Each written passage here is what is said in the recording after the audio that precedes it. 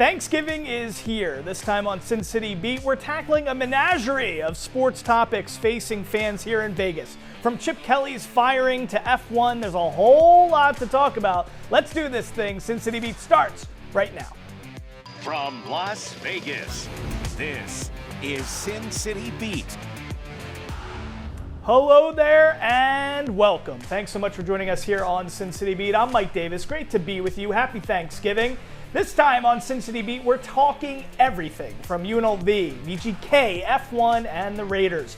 Joining the panel today, we have Ray Brewer, managing editor of the Las Vegas Sun, Case Keefer, assistant sports editor with the Las Vegas Sun, and he's back, Tony Cordasco, co-host of Locked On VGK podcast, which you can see right here on Triple SEN. So great to have you guys here with us. Let's start with the big news. Yesterday, after the Raiders lost to the Browns and Shedeur Sanders, Pete Carroll fired offensive coordinator Chip Kelly. Just 11 games into his first season with the Raiders, Kelly was the highest paid coordinator in the league, making, get this, $6 million a year. Now that's a problem because Las Vegas was ranked last in the NFL for points per game, 30th in total yards, and 31st in rushing yards per game. So you can't be making $6 million when you're doing that. Now, a new offensive coordinator was just announced in Greg Olsen, the QB's coach. So, Case, here's my question. Did Chip Kelly deserve to be fired, and does this firing change anything? Yeah, you might have thought I was waving hello in the intros. I was actually waving goodbye to Chip Kelly. I'll miss him. Always very verbose answers. He was good with the media, so I appreciate that. It's hard to say he doesn't deserve it, though. But I will say, at the end of the day, he is just a scapegoat. This was not his mess. He wasn't given the pieces to succeed. This is Pete Carroll's mess. This is just a so your blame, tragic, disastrous coaching choice. If you have three boxes, you have Geno Smith, you have Chip Kelly, and you have Pete Carroll. Your blame goes to Pete Carroll. Pete Carroll gets about 75 to 80%, and Geno Smith gets more of the next. And who brought Geno Smith to Las Vegas? I know now there's some saying, well, maybe it wasn't all Pete Carroll. Trust me, Pete Carroll brought Geno Smith to Las Vegas. This team is a complete dysfunctional mess. It's a reflection of the head coach to me. Pete Carroll is 1A with a bullet of whose problem this is. Wow. Ray, what do you think? Do you agree with your cohort here? In Case, do you think Chip Kelly, this firing, can it set us on a new path? Can it fix anything? Listen, I was the first person in July saying Geno Smith was an awful signing. Geno Smith can't play quarterback. You were. We know that. And you said that right here on this show many times. Okay, so I don't care who's calling the plays. I don't care if Ben Johnson took the job like he was supposed to in the summer. You're not going to win football games with Geno Smith. You really, you believe, if Sean McVay was taking over play calling duties for the Raiders and Geno Smith's at QB, do they succeed? Or they have no quarterback, no wide receivers. They have Brock Bowers and Ashton Genty, two players who are very good and very young, who they could not get the ball to. That's Chip Kelly's fault. That's Pete Carroll's fault. That's everybody's fault. They've won 2 games. They just lost to an awful Browns team. Everybody deserves to be fired. I wouldn't be surprised if Carroll is gone after this year. It's crazy, and it's upsetting because you see Shedeur Sanders getting all excited, getting his first win. It's like, all right, dude, you beat the Raiders, maybe the worst team in the league. Tony, blame here. It's fascinating because Ray wants the whole place to be fired. Case is saying basically this is a Pete Carroll thing. It's all a reflection on the top job. Who do you associate blame to, and Chip Kelly, should he have been fired? I say keep Pete Carroll. Don't throw things at me right now. I say to keep him because you need some consistency there and as the head coach. Even just one more year, or now there's a lot circulating that he might retire after this failed experiment or what have you. But, Chip Kelly, I put the blame on him. So we have in the Dallas Cowboys game the play where Ashton Genty gets hit, knocked down for a safety in the end zone, right? Play calling just horrible. Again, so yesterday, so I do the reports for Infinity Sports Network Live from the press box. And so there's 3rd and 18s, right, for the Raiders. 3rd down, 18 yards to go. The play calls. First time Genty gets back to the line of scrimmage. You're running back on a 3rd and 18. Second time, a little dump pass over the middle, and they get 8 yards. So, like, stretch the field, throw the ball, for crying out loud, throw the ball downfield, do something there, and you could just tell he was doomed. Throw the ball with who? Gino can't throw the ball. Gino hangs onto the ball too long is his biggest issue there. But he, from a personnel standpoint, throw it up for grabs. Get that 13th interception. The personnel standpoint issue is really the O-line play is horrendous. I mean, it's very bad, but I feel like it's gone a little overboard. Geno Smith, they are not last in the league in time to throw. They're like 25, 26. There are quarterbacks getting less time than Geno Smith is in excelling. I'm not making excuses for Geno Smith or Chip Kelly. I think they were both terrible. But who brought them both here? Pete Carroll. There's a common link with all of this. Do you think Pete Carroll case is kind of just delegating 100% of the offensive duties to Chip Kelly? And no, that's the problem. He's way too hands-on with everything. Brewer took his victory laps. Let me take my victory lap. Run back the tapes. I got yelled at by everyone by saying Pete Carroll was a terrible hire. They were behind the times. They didn't live up to their expectations at the end at Seattle. And here, he's got his hands in everything, and it's ruining it. After the Dallas game, he said, these were my decisions. I wanted the offense to run like this. So what do you do? Because you're already paying Pierce. You're still paying Gruden, right? You're paying Josh McDaniels. So now you're going to also pay Pete and then bring in somebody else? No, as much as I think Pete Carroll's done a terrible job and against him, I don't think you should be in a rush to fire him. You hope it gets right, and then you sit him down at the end of the year and say, you are having nothing to do with personnel. This is John Spytek. We're bringing in this offensive coordinator. He's going to call the offense. Patrick Graham's defense has been okay. All you're going to do is be the culture guy, rah-rah, try to do your thing, but your hands cannot be in everything. We brought you here for one reason. It's not to, not align with our long-term We brought you here because there was really nobody else available. Yes, he was probably the third choice in reality. All right. Well, guys, coming up next, we're talking UNLV. From the court to the field, we got you covered. You're watching Sin City Beat. All right, welcome back to Sin City Beat. Let's talk Rebels football and basketball here. So first thing, Dan Mullen has the football team in a pretty good spot. Fans are celebrating the fact that this is the first time in program history that the Rebels have won 3 straight seasons of at least 9 wins. Now, there's a few paths for the Rebels to make the Mountain West final, but it starts with beating UNR on Saturday. And Ray, I know how much you love to talk about UNR and UNLV and that big matchup. So we don't control our own destiny. We do need to win on Saturday. Do you feel like if we win Saturday, we're going to make the Mountain West final with everything coming together as we need it? So I would just be focused on beating UNR, Fremont Cannon game. For us people that have been here forever, us locals, this is the game. Like, I don't care if they win the Mountain West. I don't care. You really mean that? Absolutely. I guarantee you, he does. I only care about beating Reno. I wake up every day thinking about beating Reno. Why is that? Because I'm from here. I was born and raised here in the 70s when you went up to play Reno in Little League and youth sports and whatever it is, and Reno has more state money because they're closer to Carson City. And it's always bothered us. And they have this like, oh, we're better than Vegas mentality when UNLV is one of the best universities in the nation. So you really harbor that animosity on a day-to-day basis. And I think I speak for a majority of diehard UNLV supporters. If you look at the 4,000, 5,000 people that go to UNLV basketball game, those people have been here for years and they feel the exact same way. Of course, I want UNLV to go to the Mountain West Championship game for the 3rd straight year. I understand that between New Mexico and some other schools, some things have to happen, but I want to get a deep dive in the math. Reno's won 2 games in a row. They're playing better. UNLV has a tendency to let teams hang around longer than they need to. Yeah. Their defense, even though they look great against the Hawaii team that traveled here and only gave up 10 points, is suspect. And this is Reno's Super Bowl. It's all they got. Always. Dude, when you wake up in the morning, do you, before you kiss your wife, brush your teeth, before any of that, what I'm having for breakfast, it's, man, I can't stand UNR. Is that in your UNLV onesie? Is that the first thing that there's really there's no UNLV onesie, but listen, I grew up here, man. There's some ownership with this university. It's how other people in the Midwest feel about their colleges. I've seen UNLV at the pinnacle, the 90 national championship, 87 Final Four, 91 Final Four. Yeah. I love what they're doing right now with their 3 straight bowl games. Never happened before.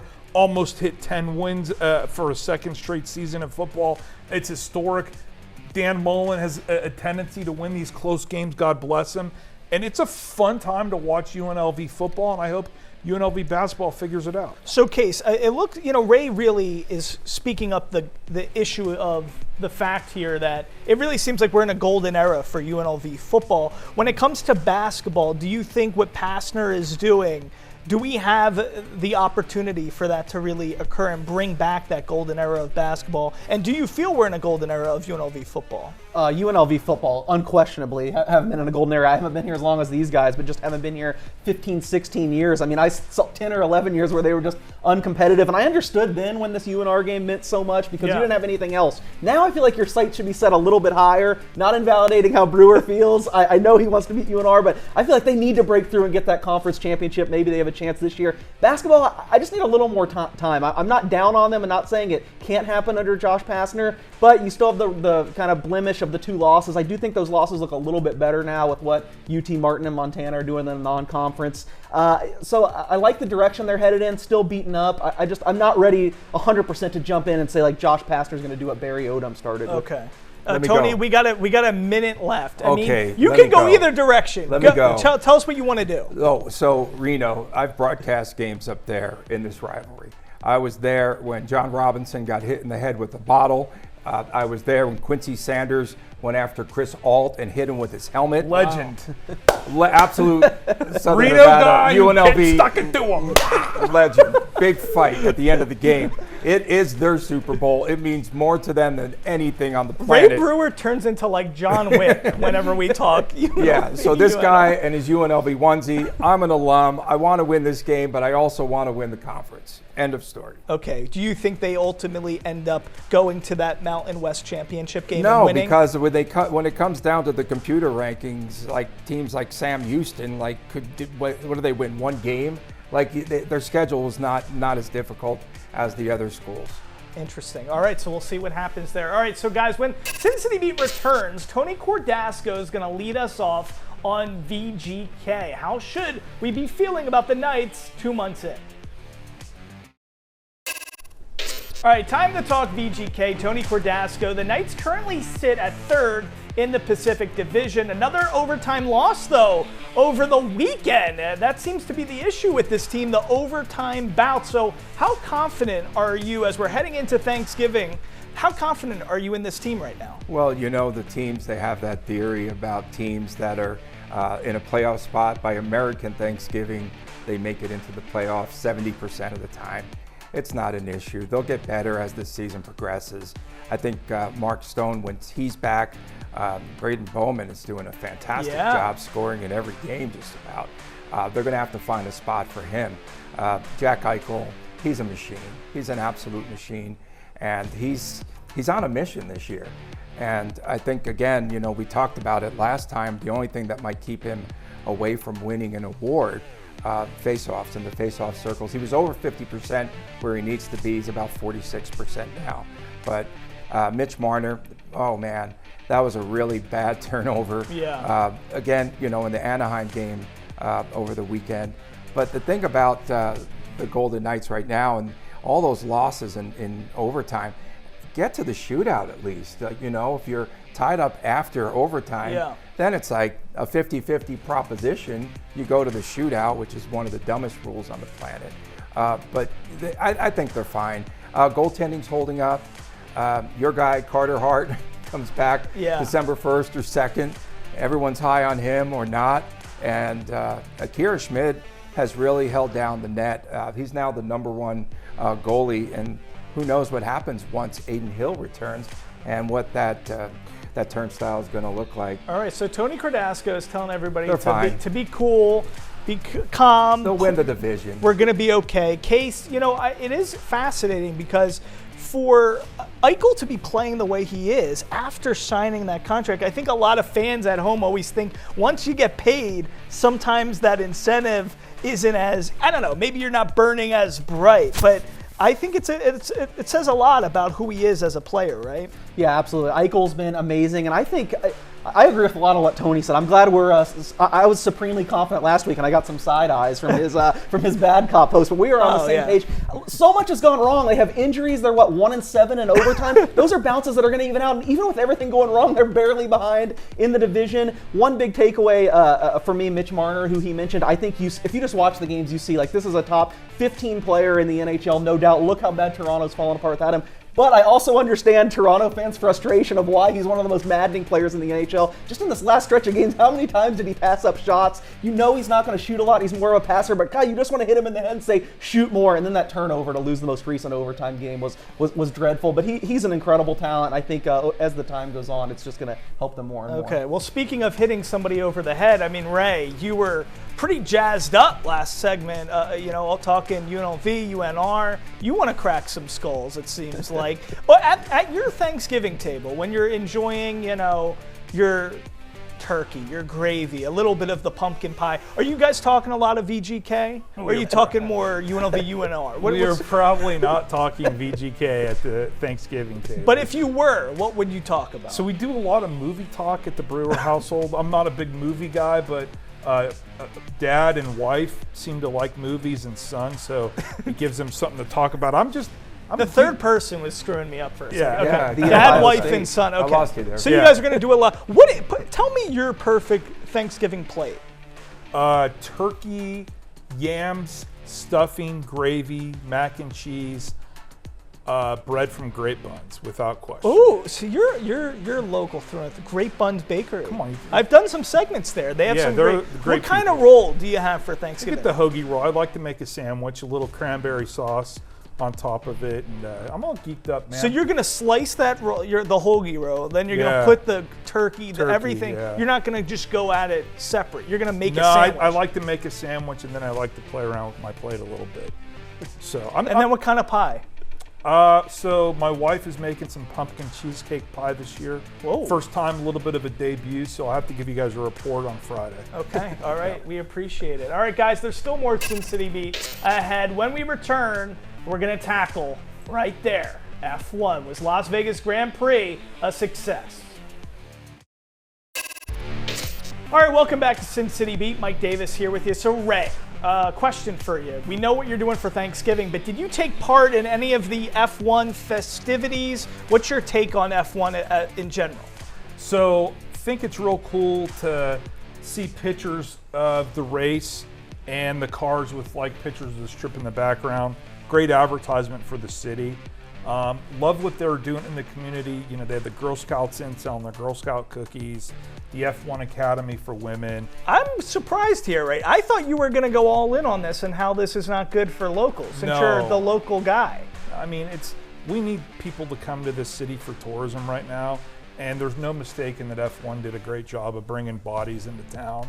And it's cool to see these cars 180 miles per hour or whatever spinning around the strip, and those photos are everywhere with resorts in the background, and to me that's cool. Tony Cordasco is grinning because he's ready for some pasta on Thanksgiving. He's not a champion of the city like I am. No, I'm a champion of the city. Now take down all those stinking bleachers, get them out of here, and stop clogging up all of our roadways. So I went down in the pits on Saturday night. Yeah, you're saying literally, not figuratively. You weren't in the pits emotionally. Right. Well, sometimes, but not on Saturday night. And so I went down in the pits, and all I see are these stinking influencers posing with the cars. I just want to go down there, smell the grease, get around the cars, see what's happening. Let me ask you this. You're not my producer, you are an influencer, Tony. But I don't know paparazzi though, so I know they didn't know I was there. My producer was upset about this, and I have a feeling you are going to share. Too many influencers, get them out of here. But I feel like you're going to share this sentiment. What do you feel about the fact that they actually block